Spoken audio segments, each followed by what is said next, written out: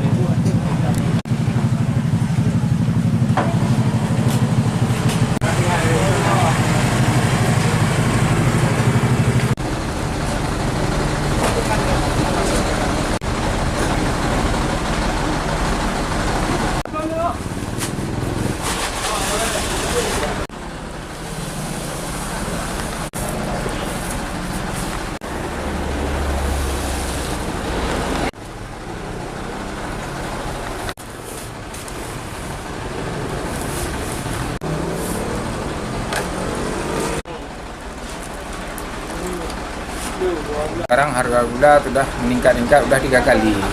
Pertama 17, sudah itu 18, sudah itu 19, sekarang sudah 20.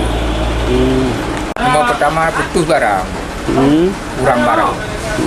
Maka gara kurang barang lah, maka gulanya semua naik.